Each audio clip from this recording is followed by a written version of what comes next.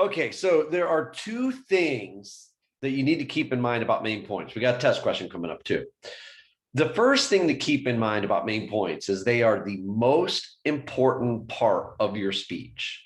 We're talking about the body of the speech. Main points go in the body, but the main points are the most important part of your speech. Look, hence the name Main. Like literally back in the day, Main Street had the most important buildings needed for a city to function. It had the post office, it had the courthouse, it had the little general store, it had First Baptist Church and First Methodist Church, and it had the saloon and all the things that were super important. The saloon, well, and the churches. But the saloon, right? That's the most important strip on the entire city. Now we got the suburbs and the malls out there. That's the growing area. But my point is that they are the most important part of your speech. Now, because they are the most important part of your speech, go ahead and write this down. You want to develop strategies for your listeners to do three things. Now, remember, listeners suck at listening. So if you have the most important part of your message, you want to develop strategies to help your audience members, one, understand/comprehend, right? You want to develop, as a teacher, I want to develop strategies so that you understand a message. One of those strategies is using language very clearly. I try not to use big words. Don't tell anybody. I don't know a whole lot of them, but that helps. I try to use simplistic examples. I try not to overcomplicate things. I try to use visuals when I can. So that's the first thing. You want your listeners who suck at listening to understand it, but it's not just good enough for them to get it. The second thing, you want to develop strategies to help them remember it. All right. It's not good enough for them to understand it and then totally forget about it. So you want them to, one, understand it, two, remember it, and three, you ready for this? You want them to recall it. Look, give me an example. Let's say that I teach CPR and you're taking my CPR class, and it's an advanced CPR class.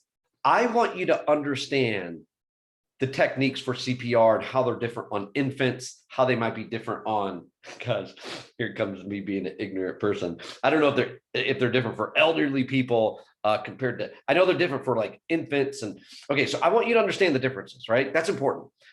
Two, I want you to remember it, because look, you're going to be taking a test at the end of the semester, but you're not taking CPR just for a stupid test in a class. I want you to be able to do number three. I want you to be able to recall. And remember, sometimes that recall may not happen for 6 months, 6 years. I mean, you may not do CPR in an infant for 6 years. So I want you to be able to recall it 6 years down the road. How can I do that?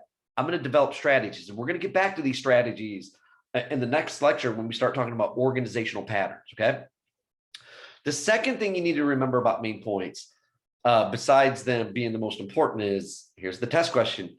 You want a limited number of main points. Now, a lot of textbooks, when they get to this section, I'm telling you, they spend literally a half a paragraph. And I think that doesn't do it justice. All right, let's talk about why you want a limited number. Let's get back to your listeners who suck at listening and understand why. So back in the 50s, when we really started studying memory, there was a guy named Miller. And if you've taken psychology, you've studied Miller. Miller declared, this is literally, they use this example in multiple speech textbooks. Miller declared, he didn't hypothesize, he didn't theorize. He declared that the human memory span is seven items, like short term, plus or minus 2. Okay. I want you to think about that. Like if you give somebody, think about a telephone number. A telephone number is 7 digits. And if you say a telephone number with a strategy, it's called a cadence. You know, some people say telephone numbers all the same way. That's cadence.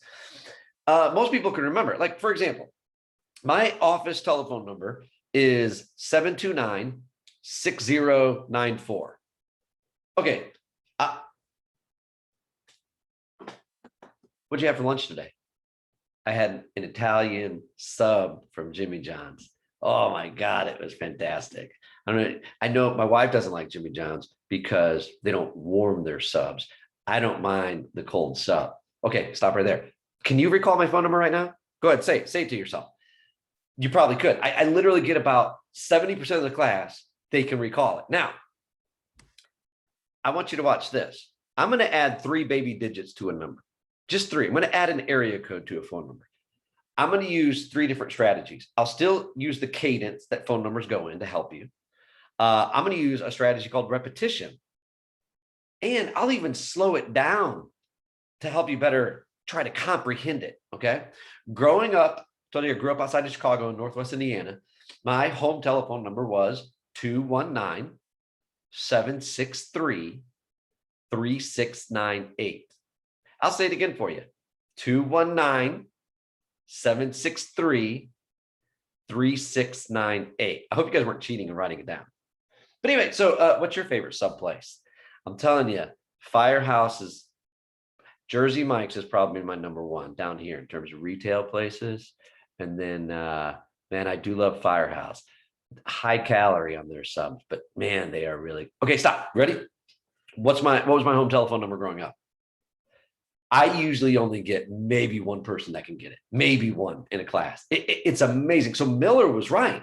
Miller said 7 digits, 7 items, short-term memory. People can get it. You add plus or minus.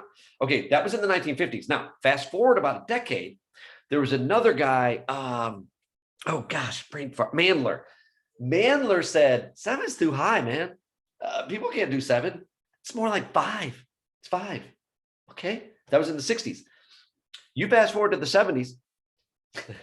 there was a guy named Broadbent. Now, I remember studying Broadbent in college and graduate school. No, I wasn't in graduate school in the 70s, by God. But Broadbent said, man, 5's too high. It's more like 3. Man, did we get dumber? Like, seriously, was it all that pot smoking and acid they were doing in the 60s and 70s? Did we get dumber, or did the technology and research get better? So here's what we're going to do. Here's the test question. When it comes to how many main points should you have in a speech, you ready? The answer, 2 to 5. 2 to 5. You can't have 1 main point in a speech, but you do not want to have 7 main points in a speech. People can do it. The best example I could give you is the State of the Union. The State of the Union is arguably the most important address outside of like a war, terrorist attack. The State of the Union is arguably the most important address that a president will give every year. And I know you're sitting there going, oh my God, but Stanley, they're 1 hour and 15 minutes. I know, but historically, 4 main points, few with 3, few with 5. There's been 1 hour and 20 minutes, 4 main points. And you could literally almost every year, they're about the same. I mean, it's like the economy is one, a lot of the spending like on Social Security, Medicare, Medicaid. One of them is a lot. If there is a war going on, like war on terror, literally for a decade between Bush and Obama, like that was one of the points. And so, but look, 4 main points. So, but now my class, you ready for this? Write this out to the side. The test question is 2 to 5, but in my class, remember your speeches are only 5 to 7 minutes. In my class, you only want 2 to 3 main points. You are not going to have time for 4 main points in my class. Okay. So it's really 2 to 3 because I'm limiting your time. So the 2 things to keep in mind about main points, most important part. So we're going to develop strategies, talking about that next. And you really do want a limited number. All right.